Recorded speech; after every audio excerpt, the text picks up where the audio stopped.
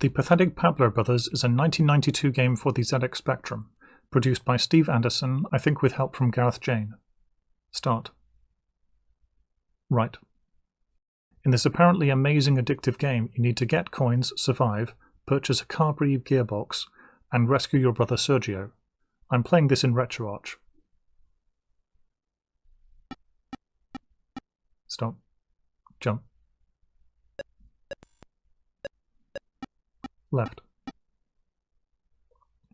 Fun fact about this game, there are no full playthroughs of it on YouTube. It's a 20-minute game and they're all too short, so this video is a first.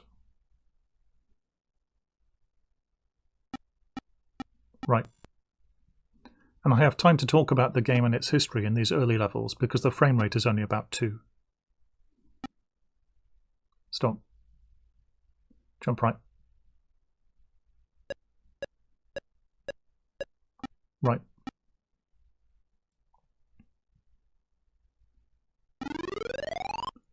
The code for the game was shown in Steve's programming laundrette in Your Sinclair issues 84 to 86 from December 92 to February 93, and then released the next month on the magazine's cover tape, just 6 months before the Your Sinclair magazine ended. The controls are simple, with keys for left, right and jump, but these are also tricky. Stop. Right. Jump alone will only take you up and down. Stop. Jump right. To jump to the right or left, you need to press the direction shortly before jump. Getting the timing of the directed jump is very tricky and inconsistent. Right 2. Jump right. So in my voice command macros I had to compromise. Right 2. Jump right.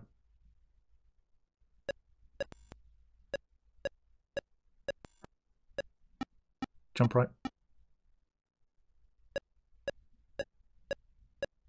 Jump. Left. My jump left and jump right commands first hold the direction for enough time to move one step before pressing jump, as this will consistently do the directed jump. Jump.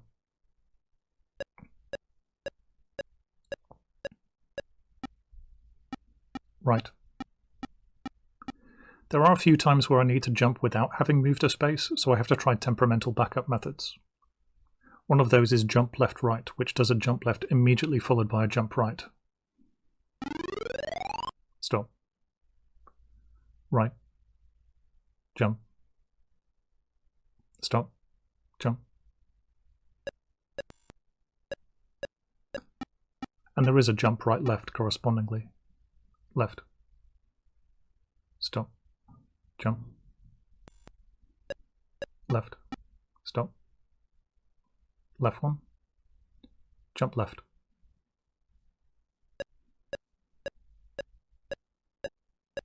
Jump. Left. Also note the jump goes like an inverted U, moving up then across then down, so there's no diagonal rising or falling. Jump.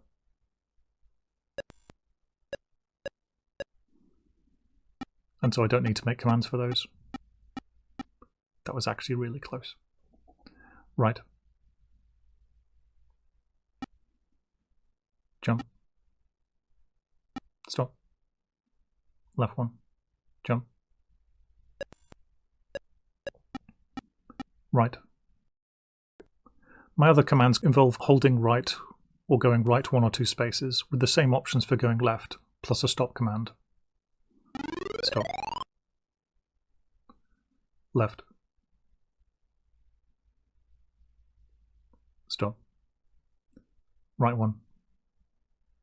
So here I need to do the jump left right function, because if I jumped onto that little ledge on the left and then did my step then jump command to the right, I'd just fall back down. Jump left right. I have a couple other admin commands for starting the game, putting my name on the scoreboard, and making or loading a save state in RetroArch.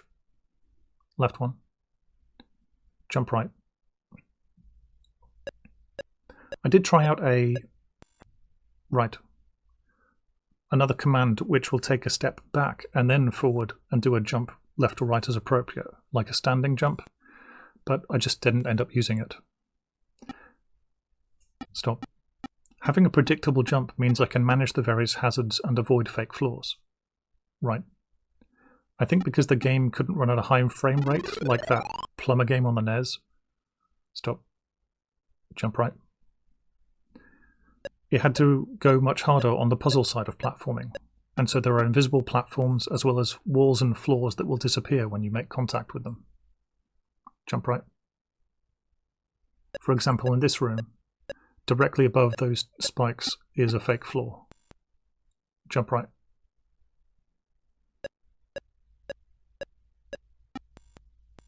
Right one. Jump right. Which I carefully avoid. Right.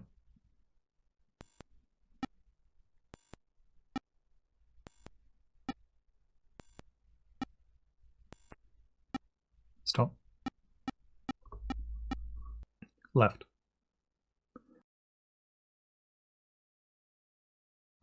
Stop. Right one. Right one. Jump left.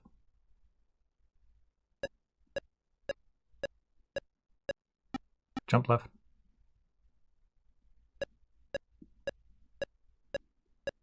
Left. Instead of memorizing all the fake floors and invisible walls for each screen, I took screenshots of all the levels and marked where they were. Right. So I could jump accordingly. Stop. Jump right.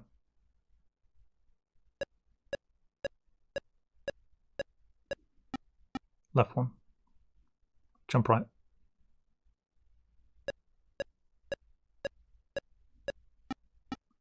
Right.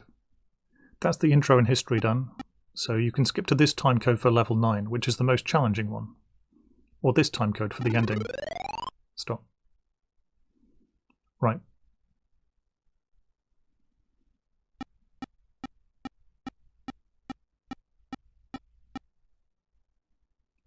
Stop. Jump right.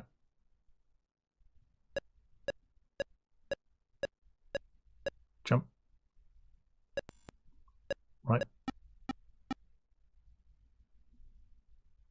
Stop. Jump. Left.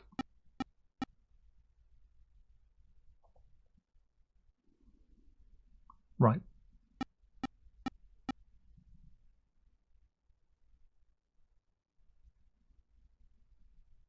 Stop. Right. Jump.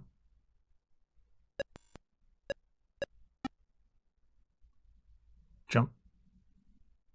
Stop. Left one. Jump.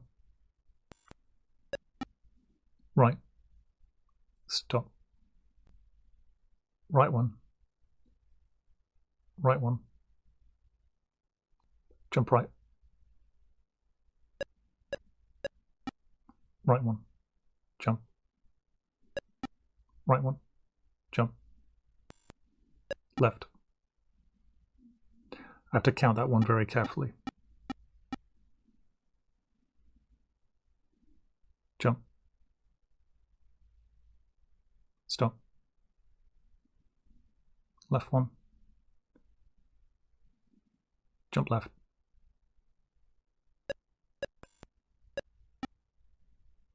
Jump right. Right. Jump.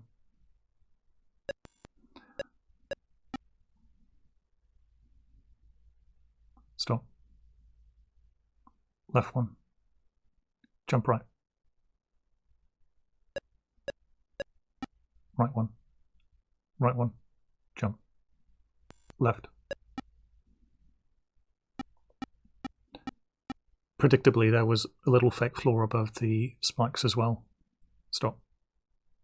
Jump. Right.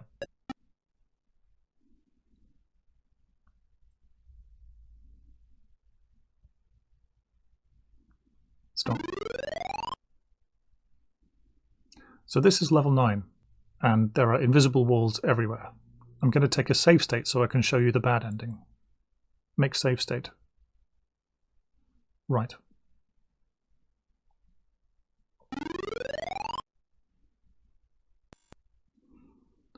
A hurdle I faced in beating this during the 1900s is level 11, the car parts shop owner, who wants $150 in coins to pay for a gearbox. When you don't have enough, he kills you, and immediately ends the game no matter how many lives you have. Stop. It says correct change only, however if you have over the amount it's still okay. Right.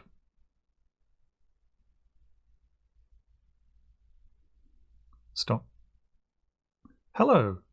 Can I buy a Mark I Capri gearbox, please? Certainly, sir. You are lucky. A bloke from Nintendo who looks a bit like you almost bought it earlier. That will be $150, including VAT. How much? What a rip-off. I can't afford that. People like you make me mad. It's the pit for you.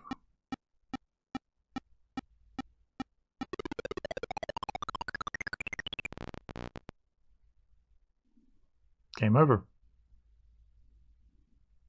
Quick load. Load save state. Let's try this again. Left. Jump. Jump. Right. Stop. Jump right. Jump left.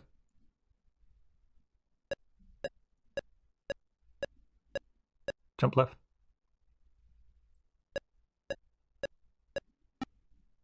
Left. Back in this level, it is imposing because of all the invisible walls. This was hard to explore with the jumps intermittently failing. Right. Jump. Jump. Stop. Given they're inconsistent, as I said before. Jump left.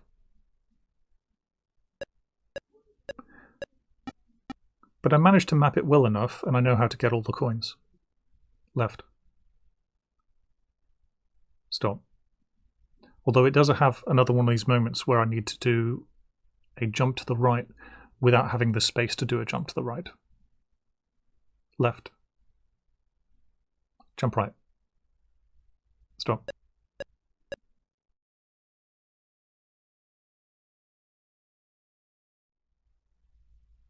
Jump right. Stop. There we go. Right. Jump left. Stop. And that's the last tricky jump, except for the fact that I need my positioning precise. Right one. Jump left.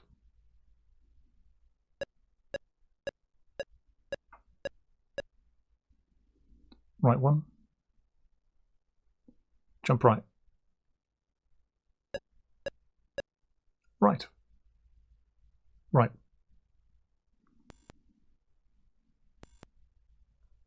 I mean, I say I know how to get all the coins. I know the route, but I still can't see the walls.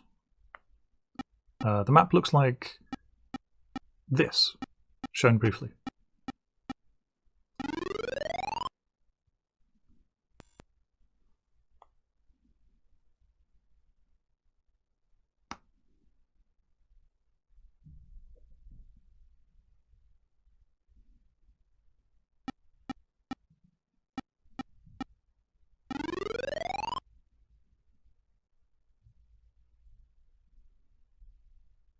Stop. Right one. Hello. Can I buy a Mark I Capri gearbox, please, now? Certainly, sir. You are lucky. A bloke from Nintendo, who looks a bit like you, almost bought it earlier. This sounds familiar. That'll be $150, including VAT. Great. I've got enough. There you go. Thanks a lot. No, thank you, sir. I'll just let you pass security. Right.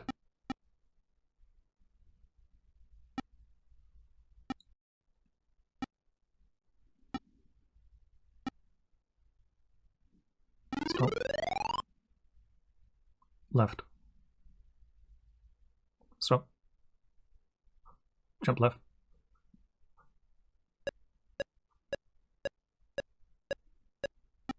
Right one. Jump left.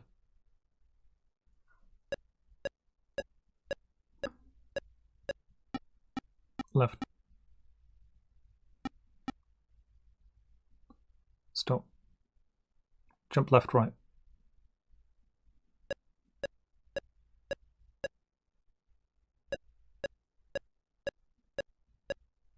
Left one.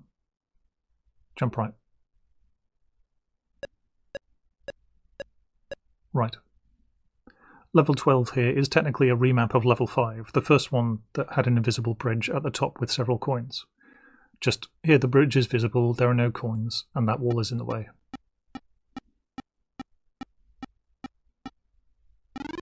Stop. Level 13 here is a remap of level 7, the one that had fake spikes. Right 3, right 2, right 2. Jump right. Except this time they're not fake, but there's a single invisible block just up below the right half of the body. Right. That lets you get across.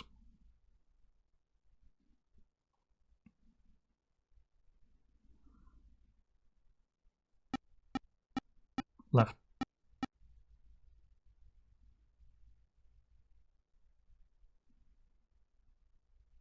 Right.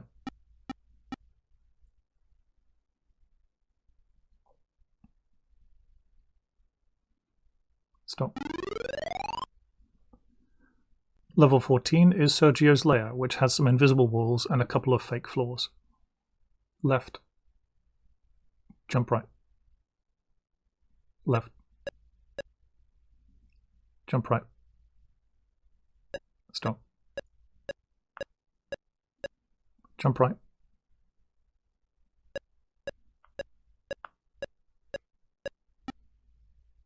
Jump right. Right. Stop. Jump right.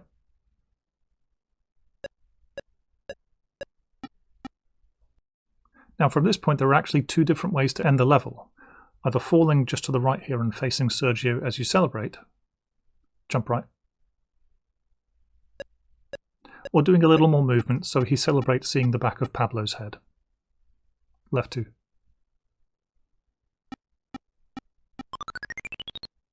Hurrah!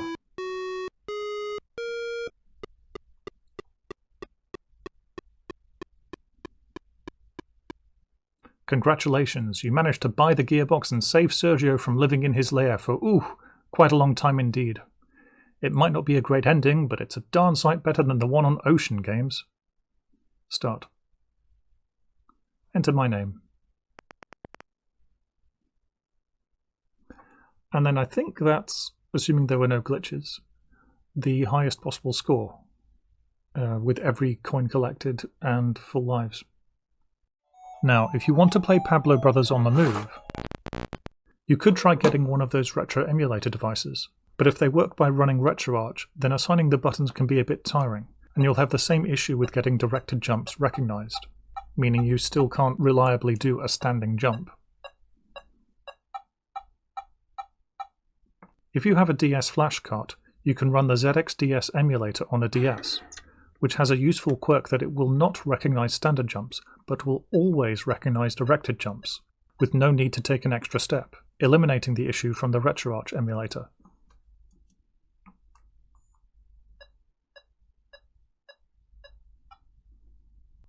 The ZXDS emulator works identically when installed on a hacked 3DS.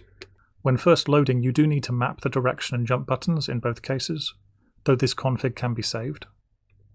And as a bonus, both versions of ZXDS let you speed up the game, so it's actually much easier to play on this more modern hardware, though remember to return to normal speed at the car parts shop or you'll miss the crucial dialogue. And it has 16 save slots, so for any budding speedrunners they can save one for each level and practice their individual level times. Around when I was setting up Pablo Brothers on the 3DS, Steve Anderson happened to show a little demo of a remake on Blue Sky, although that frame rate is way too high for me. Now, while the various fake floors and invisible walls might seem like purposely nightmarish game design of the 90s, including to online reviewers, I'd say these levels were oddly prescient, because we see such things all the time in difficult Super Mario Maker levels and Super Mario World ROM hacks, where willing players have to learn the layouts of levels and the various unseen tricks and things in order to complete them. They even have the expression Kaizo block for a surprise invisible block that frustratingly stops your movement and sometimes kills you. I admit the control scheme needed to be a bit more consistent, and there's this glitch that sometimes stops a coin being counted mid-jump. And setting specific buttons for jumping left and right would have meant less fighting the keyboard. But otherwise this is a good enough game. And because Pablo was the only moving object and there's no time limit, the whole thing was effectively turn-based, and therefore an accessible game, much more so than every Mario game. Also, there's a small chance that as a child I'd made a Pablo Choose Your Adventure book. Small chance.